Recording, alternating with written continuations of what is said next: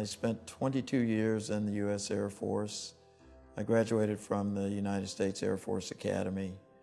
Went through navigator training, electronic warfare officer training, because my eyes were not good enough to go to pilot training. And then I was assigned to the F4 at MacDill Air Force Base in Tampa. And when time came to go to combat, I asked to go to the 13th Squadron at Udorn, and luckily I got that assignment. It was the greatest outfit ever. But I flew 265 missions in which we brought back everybody we took off with. So we sort of followed some pretty simple rules in combat. The war was going pretty, I'd say, bad for us. And it was apparent actually on April 16th of 1972 that we were not going to win this war and we were about to give up on it. But because most of us had heard of what the folks that had been there for 7 and 8 years had undergone, we did not want to be tortured. So we basically had 3 unwritten rules. If anything happened to you and you got shot down, number 1, you could ride the airplane in, burn up in the crash. Number 2, you could save 1 bullet and blow your brains out.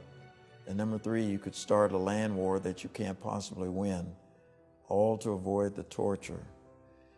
The first thing I noticed was I heard an explosion, but I didn't feel anything.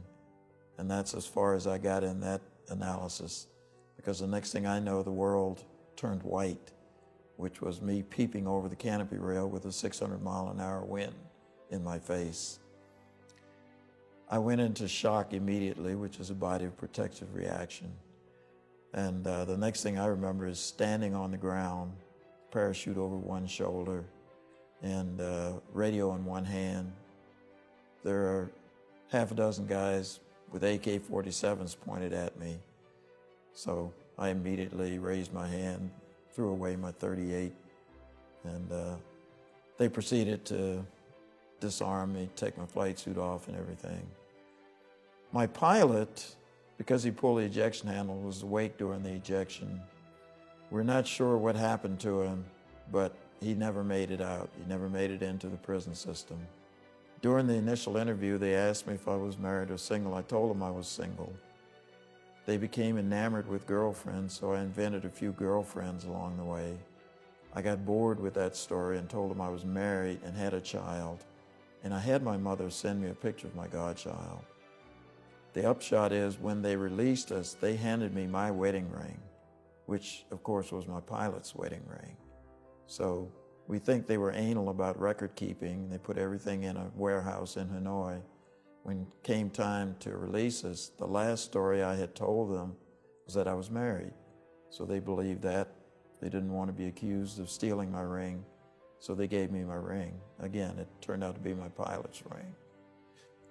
I had rehearsed a story that I was going to tell them. It was my first mission, even though I had been there for a full year. And they bought that and published it. Part of my treatment was, I think, because of my color. Most of the Vietnamese had never seen a black person before.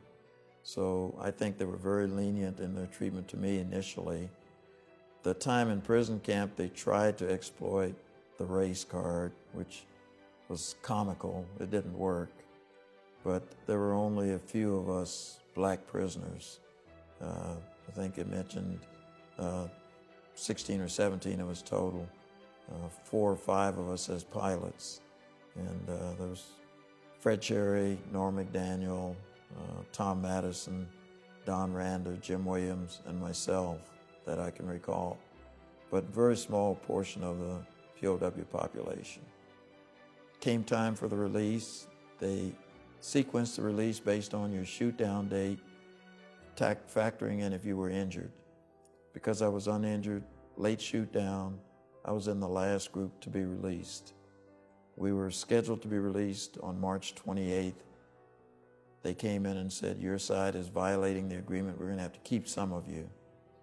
They lined us up. The person in front of me and everybody in front of him got to go on the 28th.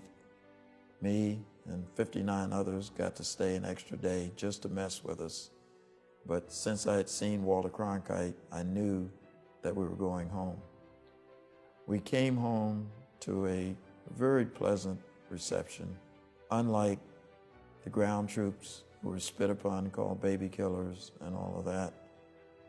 And then I subsequently went to pilot training, spent the rest of my 22 years in the Air Force as a front seater, flying the F-4.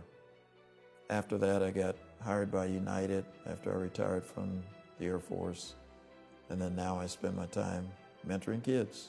That's my story.